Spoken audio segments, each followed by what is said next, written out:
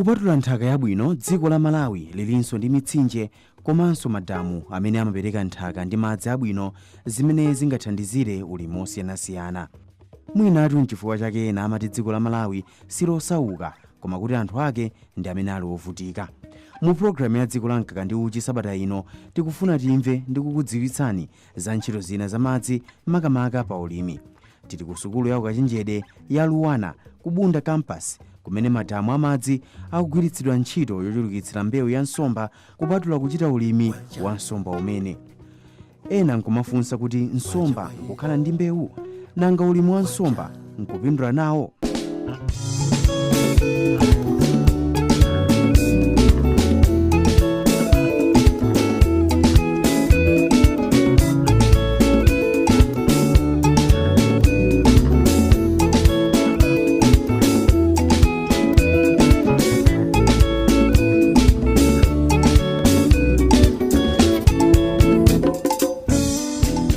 Nsomba ndi imodzi mwa zakudya zopatsa thanzi zimene nzika za dziko lino zikulimbikitsidwa kudya.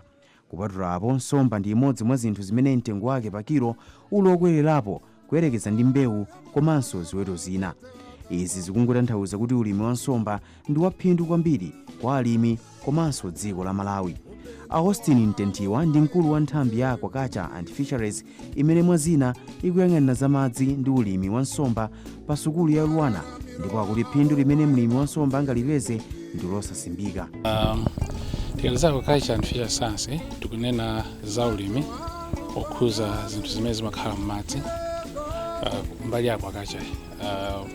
Ngakhale ife timapanga concentrate kwambiri pa nsomba koma tikang'ana za aqua ndikuti tinamazi culture ulimi ndikuti pang'ana zonse zimene zingathe kulimidwa m'madzi kuyambira nsomba, kuli nkhanu, anthu amalima achule, kuli ma seaweeds, zonsezo ndi zimapita mbali ya aquaculture.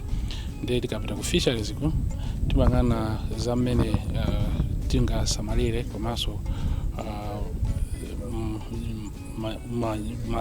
madzi monga mu nyanja tekeza ngati nyanja ya Lake Malawi ulimi uzokhuza umene koko ndi timang'ana ngati fisheries. So if we don't take really part to culturing koma za aquaculture ndi kuti it's like artificially man is involved koma koko zinthu zikula zokha ife timangita harvest ndi tingasamalire bwanji za kumene koko ndi fisheries zimang'ana kwambiri zimene zonse.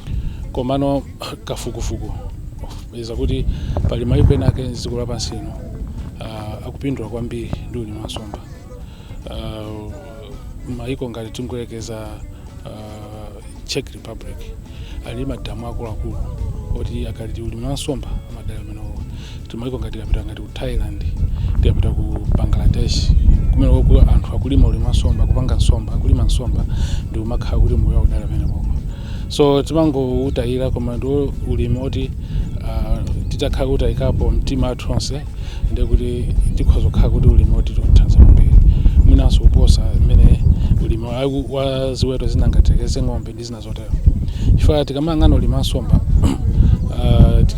pachizungu timati feed conversion rate FCR, timatenga kuti kodi ukapereka chakudya chokwana tekeze 1 kg nyama imene ipeze kuchoka kumeneko ndi yochuluka bwanji. Tikatengera ulimi wa nsomba feed conversion rate yake ndi yaying'ono kwambiri. You need about 1.5 maximum kukakhalwa samala bwino. Usually makhala less than that kuti upeze 1 kg. Pomwe ulimi wa zinthu zinatekeze ngati nkhumba, ng'ombe umafuna zakudya zambiri kuti upeze 1 kg. Koma vuto ndoti I think anthu mwina akusowa chiziwiso kuti aziwe kuti ulimi wa nsomba ndi ulimi wopambana kwambiri. Ndi anthu ambiri m'Malawi mnomo alimi oziwika amene moyo wawo akudalira pa ulimi wa nsomba, akuthanso kulemba anthu ena ntchito kupyola mu ulimi wa nsomba. So ulimi wa nsomba ndi ulimi wonditu oti kuthandiza anthu pa banja komanso ngakhale zikonso kupindula nawo kwambiri. Zimene mwaona kunozi zikupindula kwambiri ndikhoza kuzani kuti timagwira ntchito ndi alimi komanso ndi alimiwo tikimapanga tekeze mbewu za nsomba. Chaka chathachi tidapanga mbewu ya nsomba yopambana mwina 3 million imene tinachita distribute amene amagula anali alimi ma NGOs komanso ndi makampani akuluakulu kwa alimi nsomba zimene zopita mwanthu so timagwira ndi anthu komanso ndi ma extension ma technician munthu akafuna kuti aguletekeza pange abwere kuzagula nsomba pano timapakaita vitatu mizi na ma technician akaone damu lawo adali kumba bwanji water source ili bwanji ndi zina zote ndi amapanga recommendation ndi amauza kuti gulani nsomba zochuluka chonchi stocking density khale motere chifukwa akangula mwawamba mapereka mphezo kusapindula komanso kuonjezera popo ifeyo ndi department yoti maphunzitsa nsomba ndi kwathu kuti maphunzitsa anthu pa undergraduate kuti apeze degree 4 years komanso ndi program ya masters imene ili mu aquaculture komanso fisheries ndiye tilinso ndi program ya PhD tikaphunzitsa anthu chonchi anthu amene awa nzeru zimene azipeza pano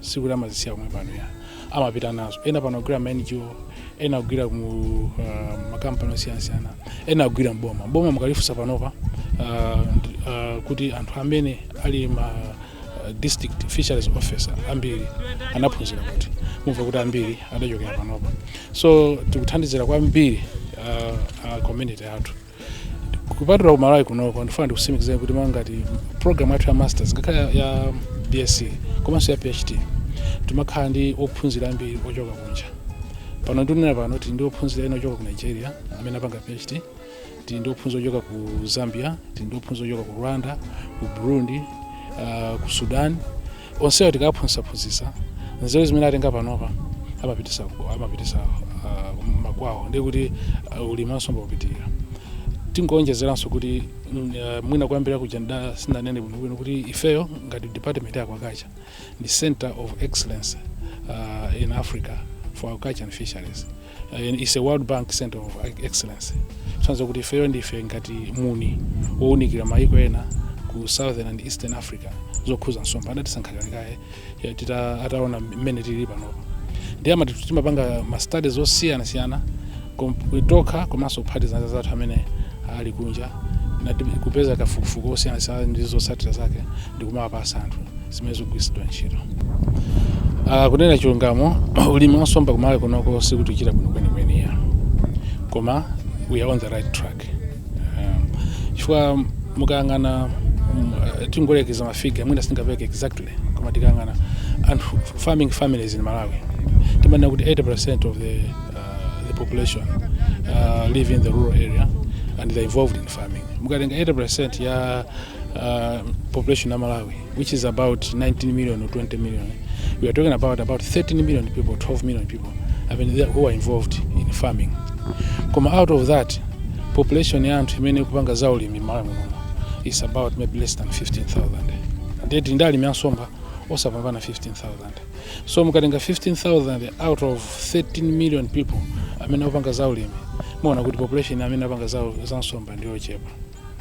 Pali zifukwa zake zingapo mwina anthu akusowa capital kuti ambire bwinobwino nzeru ali nazo komanso mwina anthu akusowa chiziwiso. Ine mmaganiza kuti ulimi wa mtundu wina ngati za nchimanga ka ulimi wa za ng'ombe even njuchi zomwezi ino ndine mukhoza ndivomereza kuti tili ku primary school maphunzira koma ku primary school samatiphunzira za ulimi wa nsomba ku secondary school tinadusa kumene ngati ndaphunzira za nsomba anangoti jamvisa nsomba ijayi kuti these are the parts of the fish koma kutiuza kuti nsomba ulimi wake ndotero yonse sanatiuze ayi bwino ndi interest mwina yoti tizwe kuti kuli nsombanso ulimi wa nsomba mwina chifukwa chake ulochepa ndikumbuka ndiri wang'ono chakwathu kunali munthu ina akamapanga za nsomba amakumba damaro mapanga nsomba anthu konseka amana kuti munthu chanda misala.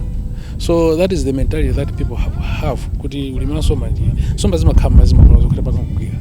So we need to change the mentality of people kuti ulimi wa nsomba utukuke Malawi koma we are on the right track chifukwa boma likupanga zambiri monga ku Ministry of Agriculture Department of Fisheries imene timagwira naso ntchito kwambiri amene amatithandiza nso kwambiri amene apanga anima project ambiri amene athandiza kuti ulimi wa nsomba upite patsogolo chifukwa tanakale kuti ulimi wa nsomba ndi monga imene tipanga ikansomba mazi artificially osati ngati zoti zokula zokha mu nyanja. So ulimi wa nsomba uli potential ndipo koma kuyenda kwake tikuyenda pang'ono tikayezana maiko ena ku Zambia kuchita bwino mwina zathu mwina ku Egypt akuchita bwino. Egypt ilibe madzi ake ndo ovutika koma kangana ulima nsomba ku Egypt munthu unapita masuku kwambiposa kwathu ku South Africa nzathu achita bwino ulima nsomba mafeti pambuyo tili pang'ono kwambiri chifukwa choti mwina we need to bring awareness to the people kuti ulima nsomba ndo upindula. Okay, ndikugalira mbali ziwiri zakafukufuku. Chiwambi nene kuti department ya aquaculture idayamba chaka cha 2000 ka full-fledged department kumaita use their own funds. From 2000 to 2020 chaka chino ndikuti we have clocked 20 years. So over the years there have been a lot of work that has been done zokhuza kafukufuku ansomba. Ndiyambire mbali zingapo tikamangana za nsomba kuli mbali zingapo kuli timati fish nutrition zokhuza zakudya za nsomba. Kafukufuku ampiro abangokhuza zakudya za nsomba kupeza kuti kodi nsomba zikakhala zazing'ono tizipase chakudya mtundwanji nanga zikamakula pang'ono chakudya mtundwanji zikafika size kuti zikule zifike pa size yokula bwino tizipase chakudya mtundwanji kuti nsomba zija mukamazikolola zisakhala mafuta okhaokha ngati nkhuku za uja za broiler koma zikhale nsomba zabwinobwino. So zinso zakhala zochitika koma nonso kupeza chifukwa tikamangana zakudya za nsomba mujamu mapeza kuti muli timagwisa monso ntchito timati fish meal de nsomba kunyanja zikuchepa de pa kafukufuku ambiri amene tikhati upanga kuti zakudya za nsomba momwe tizigwisa nsomba zomwe zimwe anthu akuzifuna.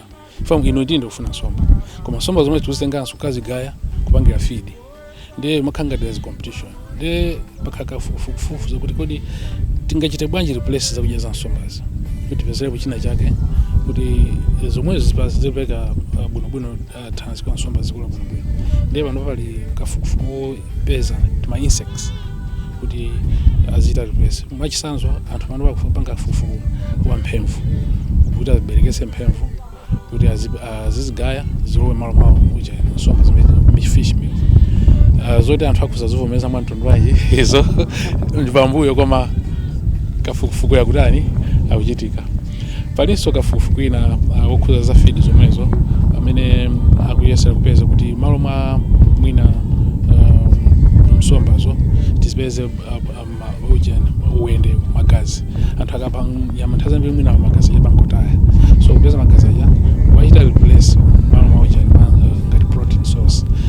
So pali kafukufuku ambiri okhuza zakudya amene apanga ife apawenda kunako pang'ono koma alipo ambiri ndithu kutenga pano pati ndi PhD student wochoka ku Mozambique kuyesera kupeza moringa mziwa moringa kuti achite replace some of the components of fish feed. For moringa just pena paka makhangatinso ali ndi kachitetezo kena kacha ndi nsomba zikhangatiso tetezeba komanso kuyesera kuti achose soya chifukwa kwawo kuli na ndolo ambiri kuti azikamo na ndolo kuti akaika na ndolo malo mwa soya zikhaba ndi imene ndi zakudya ndi tikatenga za madzi ndi anthu apanga zambiri nsomba zimakhala madzi ino ndine ukatentha mwina timathawira nyumba koma nsomba ngati madzi aipa they have nowhere to go, they'll stay there, the next thing they are going to die.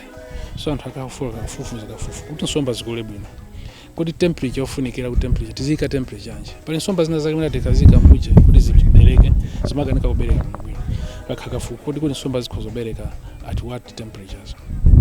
So pali kafukufuku wambiri ukhuza za madzi konjezerapo palinso kafukufuku wa zokhuza nsomba ngati timati genetics. In terms of genetics, there are a lot of things that have been done. Panopa kumala kunoko malamulo satilola kutenga nsomba zakunja. Nikane kuti exotic fish, you're not allowed, which is true. Ifwa mayiko anzathu akudandaula ifwa natenga nsomba zakunja Niloticus wakunja kapo wakunja anambwelesa mayiko mawo malo mwa nsomba za lokolo za kumene koko mapeto yake nsomba zawo zija zidaonongeka akulephera kuti azibwezese bwino komanso zizikono kwambiri chiwicha atimati the ecology. Nawo kunoko kuli malamulo kuti nsomba musabwese zakunja ngati mufuna kupanga ulimi nsomba mugwise nsomba zakunja ndikakuonesa pansi nsomba zimene koma nsomba zimene tikuzigwisa at that stage yoti sinazipange improve. There we are doing a lot of work what made we should have genetic improvement and selection. Kusankha nsomba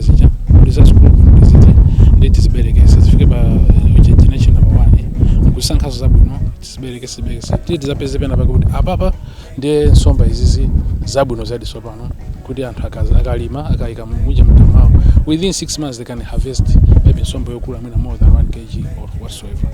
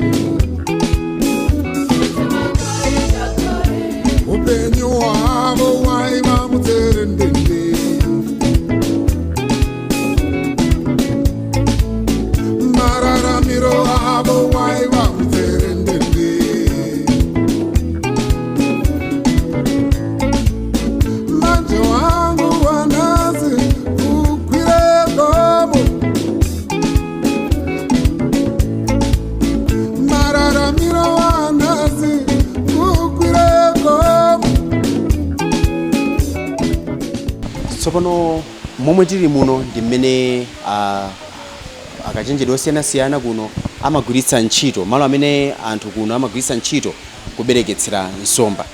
Nde pano ndi Austin Mtetiwa amene ndi mkulu wa department ya aquaculture fisheries science. Tikulandireni. Kathoza mbiri atsogoleri. Tatifotokozeni kuti munomo makamaka machitika chani. Munomo kwambiri machitika monga amene mukuonera timaberekeseramo nsomba ndi hatchery ndithu.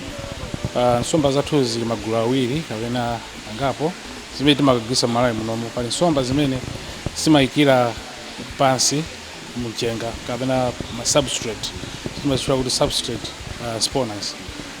Ndiye pali zina zikayikira zimatenga mazira kuyika mkamwa mmene ndimapanga zimachita hatch. Ndiye kuti zimakhala zimenezo mpaka 2 weeks or 1 week mpaka mazira achite hatch zisakudya chilichonse.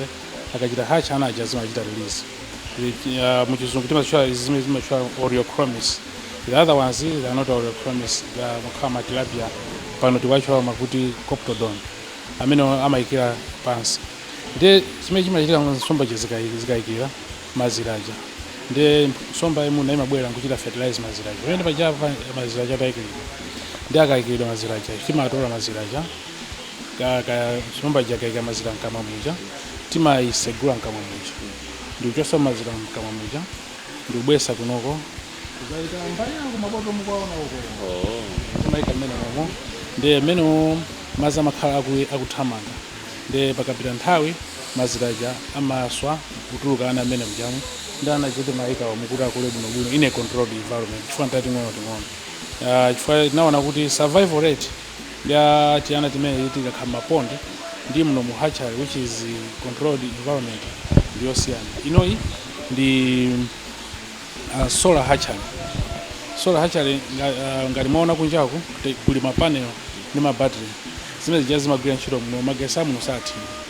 Choyamba pali nsomba zina zake zimafuna temperature ina yake mukaona muno motentherako kwambiri. Ndiye timafuna solar hatchery ndayipanga dala ndi matapolini ngati awawa chonika choti temperature zikhala high. Komanso patula apo tinayika ma heaters kuti mazi azikhala temperature ina yake kuti nsomba zimenezo ikayikana azitha kukhala temperature yofunikira kuti zisamafe kwambiri. So taona muli timabeseni toto muli tinsomba tating'ono chikuchitika panopo ndi chani? Panopo chikuchitika nchoti iyi ndi study ya nyamata inake amene wana school inake amene saupanga study yokhuza nsomba koma nsomba zake za milamba. Ndiye chifukwa mulamba ndi wovutanso kubereka kwambiri. Umabereka ana nthawi zambiri akakhala ng'ono asana kuyisise amapeza kuti agwidwa matenda nthawi zoti mafangasi basi akatero amafa ambiri. Ndiye nyamata ameneyu chifukwa cha chimenecho waberekesa nsomba zake zibwesa munomo kuti tianato tikakula bwinobwino tikatero tizisamuse tipite nawo malo oyenerera kumene akapangira study yake bwinobwino. So zimene zichitika muno zimenezozo mwina mwachidwe ndipo zonatera. Mwina chimene tinganenso choti kwambiri target yathu ya solar hatchery ndi mtundu wina wa nsomba timachula kuti Oreochromis kalongai. Mukaziona amene tikakuoneseni uko Oreochromis kalongai ndi nsomba chambo chenicheni cha kumalawi kuno nchosowa fa ngati living anzathu ngati kumadeko kujako ndi chambo ndithu koma chambo chake nchantundu timachula kuti Oreochromis chilanas ndi chambo ndithu cha malawi yomweyo koma icho chambo cha Oreochromis kalongai ndi chambo timati icho ndi chambo chenicheni limene yocho chimavuta kuberekako pang'ono ndi dapanga hatchery kuti chite promote kuberekesa Oreochromis kalongai kuchichulukisa kuti tizitha kugawira alimi amene amachifuna. Pali ntchito zosiyanasiyana zimene nthambi ya aquaculture ndi fisheries mu sukulu ya Luwana ikuchita pofuna kutukula ulimi. Mwachitsanzo nthambi iyi ikukwatitsanso mitundu yosiyanasiyana ya nsomba pofuna kuchulukitsa nsomba ya chambo cha ku Malawi imene chiwerengero chake pakadali pano chikunka nachitsika. Koma kuti ntchito zonsezi zimene nthambi iyi ikuchita zikufalikira kwa alimi kunja kwa sukuluyi. Amofolo Sifo akuyendetsa munda wa nsomba umene nthambi iyi inakhazikitsa pofuna kupititsa patsogolo ulimi wa nsomba ndi zinthu zina za m'madzi. Kuno ku famu ya za nsomba ya kuno kubunda kuchitika ntchito zosiyanasiyana kwambiri. Kuno kuchitika kafukufuku okhudzana ndi mitundu ya nsomba imene imawetedwa kuno ku Malawi ya gulu la chambo limene ilipo magulu makamaka atatu komanso miramba imene anthu amalidziwa bwino. Kupatula kafukufuku amene tikuchita kuno kufamu komanso timagwira ntchito ya ulangizi imene timakumana ndi alimi kudzera ma program athu osiyanasiyana timati ma outreach program amene ali achitukuko kupita kwa alimi ukapatsa uphungu okhudzana ndi ulimi wa nsomba komanso kupanga nawo limodzi kafukufuku pa madamu awo. Cholinga kuti zotsatira za kafukufuku zimene tipangezo ndi kuzipeza zikhala kuti iwo akuzimvetsa ndi kuzidziwa bwino lomwe ndi kuti akhoza kuzipitiriza pa iwo okha. Nambala yeniyeni sindingathe kukumbukira komano ndi ambiri tagwira ntchito ndi alimi maboma ochulukirapo ena amene tagwira nawo pompano amene so ambiri tikugwira nawo ndi ochokera ngati ku Lilongwe konkuno kudowa ku Mchinji ku Nkhotakota ingakhalenso ku Kasungu kumene ku Ntchisi ndi maboma osiyanasiyana amene tikugwira nawo ntchito pakadali pano. Kutenga ngati business ndi ulimi wopindulitsa kwambiri. Mukungotenga chitsanzo kuti malo tiyerekeze kuti 10 meters 20 meters amene mukhoza kudzalapo kaya mbewu ina ngati foja kapena soya malo omwewo kuti mwapange kuti akhale ngati damu la nsomba. Phindu limene mulimi wa nsomba angapeze ndi mulimi amene wadzala mbewu zina ikhoza kusiyana kutali kwambiri. Choyambirira ulimi wa nsomba tikatengera amene amagulitsira pa kilo ndi yokwera kwambiri poyerekeza ndi mbewu zambiri zimene alimi amalima. Mwachitsanzo ulimi wa nsomba mukhoza kupeza kuti mulimi akhoza kugulitsa mwina 3000 kwacha pa kilo imene zikhoza kukhala zovutirapo ndi mbewu zina. Komanso malo amene nsomba ulimi wake zikhoza kufuna ndi malo amene mbewu zina zikhoza kufuna kuti mulimi achite ayambe kuona phindu ndi zosiyana. Ulimi wa nsomba sungafune malo akulu kwambiri poyerekeza ndi maulimi ena amene mwina akhala kuchitika kuchokera kalekale amene alimi anazolowera. So mwachidule poyankha funso lanu ulimi wa nsomba ndi waphindu kwambiri. Mwinanso tayimusika mwina 2-3 maulimi ena amene alimi akhala kuachita kwa kanthawi kwambiri. Tili ndi alimi amene poyamba ankachita ulimi wa foja koma atabwera kuno kubunda kuzaphunzitsidwa ngati alimi otizungulira za ulimi wa nsomba anasandutsa malo amene amawalima mbewu zina nkupanga ngati madamu a nsomba. Pamene tikunena pano atautenga mwa business kuchokera mu 2015-2016 akwanitsa kupanga zinthu zimene mwina sana akwaniritse kwa zaka zambiri atalima mbewu zinazi chifukwa nazoti mwachitsanzo damu limene likhoza kukhala titekeze ngati 1 ekala mulimi wa nsomba akuyenera kukolola kawiri pa chaka zimene mwina zikhoza kukhala zovutirapo ndi maulimi ena pokhapokha atakhala kugwiritsa ntchito njira zina zothirira. Koma malo ngati amene wa mulimi akhoza kukolola mwina aterekeze kuti matani 3 kapena kuposerapo atakhala kuti wachita china chilichonse chofunikira. Ndi mukaona pa matani 3 imene mwina 3000 kg kudusirapo apo ndi pa kilo imodzi muzigulisa mutakhala kuti mugulisa mochipirapo pamunda pomwepo pa damu la nsomba 2500 pa kilo peza kuti mwina tikukamba za 7 million kumapita kuntunda zimene mwina zikhoza kukhala zovutirapo kuti mulimi ndi mbewu zina ingakhale foja amene kuti apeze ndalama zoterezo pa malo okula ngati mwina 70 by 70 imene ili ekala. Timadamu timene mukutiona ting'ono tikupanga phokosoti ndi malo amene nthawi zambiri timagwiritsa ntchito kupanga kafukufuku timati mathanki ndi a concrete amene tinamanga cholinga kuti ana a skulu monga mukudziwa kuti ino ndi skulu yophunzitsa za ulimi ndi amabwera komanso ingakhale aphunzitsi kubwera kumene kuno kumusi kufamu kwathu kudzapanga kafukufuku osiyanasiyana amene zotsatira zake zikapezeka ndi zimene zimapita kukathandizira kupanga ulangizi umene umagwiritsidwa ntchito kuti alimi azidziwa zoyenera kuchita ndi ulimi wa nsomba. Munda wa nsombawu sikungogwiritsidwa ntchito za maphunziro zokha. Mundawu wapereka ntchito kwa anthu ena monga akayesera Fryson.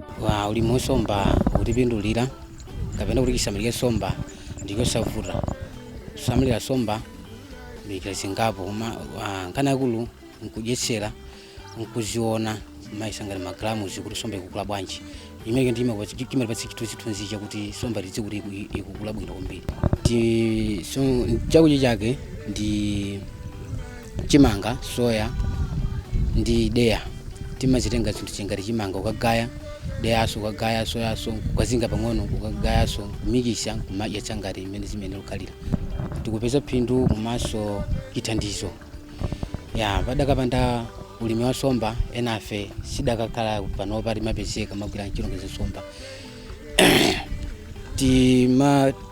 Ngati ulimi wa nsomba kuthandiza kwambiri kori tikamagwira ngati imene zene kukhalira imene makhalira ntchito timathandizikako mwezi ukati tikalandira timakathandizanso anthu ena komanso mabanja athu m'maukamu. Pali ulimi osiyanasiyana umene anthu m'dziko muno angathe kuyamba pofuna kutukula miyoyo yawo.